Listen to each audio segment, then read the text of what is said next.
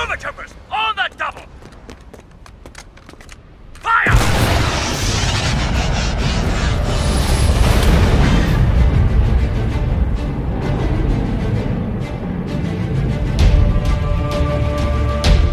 Hi, this is Todd from the Scoundrels Cantina, and welcome to another video. In this video, I'll be going over the complete history of the Old Republic troopers. As always, we're mixing the expanded universe and canon because we believe that there's no reason why most of it can't fit together.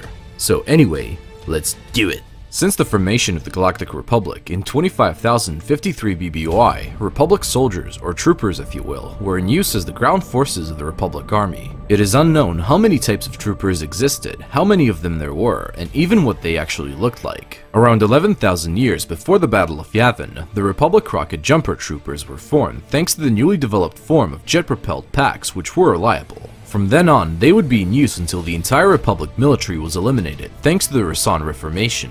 These rocket jumper troopers were the inspiration for the future clone jet troopers, imperial jump troopers, and basically all other trooper types that relied on rocket packs. The Republic Army heavily started to be in use around 4000 BBY and participated in the Great Hyperspace War as well as the Great Sith War. Soon after, when the Mandalorian Wars started, the entire Republic Army would be united under one banner when Revan disobeyed the Jedi Order and joined the Republic in their war against the Mandalorian Neo-Crusaders. A large number of these soldiers would later become traitors and become Sith troopers in Darth Revan's and Malak's new Sith Empire. The traitors would then combat their former allies in the Jedi Civil War and later in the Dark Wars. The Republic troopers at the time wore red and yellow armor and what appeared to be a black bodysuit underneath. They were heavily armed with everything they needed, but the most notable thing these guys used were vibro swords made out of cortosis, a lightsaber-resistant metal. The reason for that was because of the numerous lightsaber-wielding opponents during that era. Their armor, and specifically helmets, would be the inspiration for the Rebel Alliance's soldier armor designs during the Galactic Civil War 4,000 years later. 300 years later, the true Sith Empire of the Sith Emperor emerged from the unknown regions, thus the Great Galactic War began.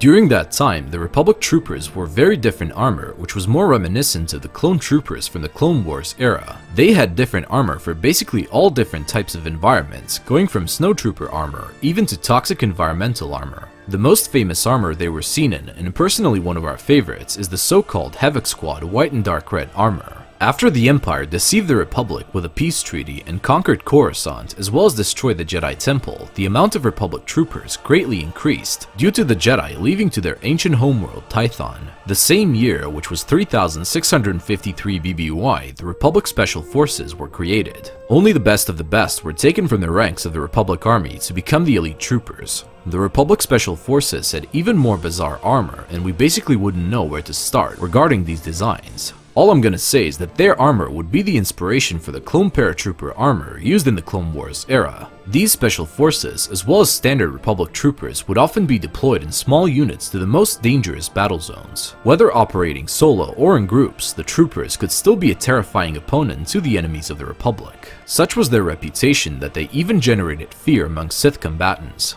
During the course of their careers, troopers were able to specialize in different battlefield doctrines, the Vanguard and the Commando. The Vanguards rushed into battle wearing unstoppable advanced heavy armor and regarded as the best line of defense of the Republic.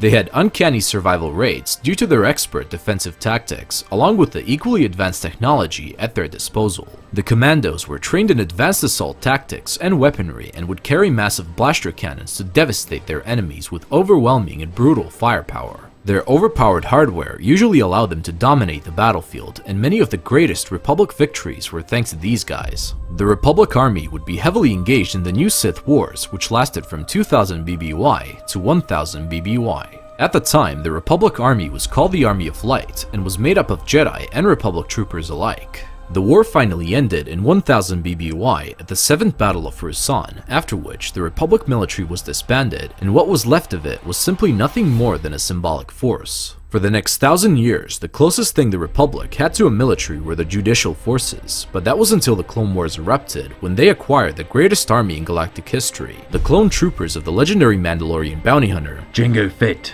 Anyway guys, this is it on the video, and we hope you all enjoyed it and learned something new about the vast galaxy of Star Wars. If you want to watch more videos like this one, the link to the playlist of our other Star Wars stories and videos will be down below. And also, if you want to support this channel, hit that subscribe button for even more videos like this one. And remember guys, God is awesome, may the Force be with you always, and we'll see you in another video. You rebel scum. This party's over.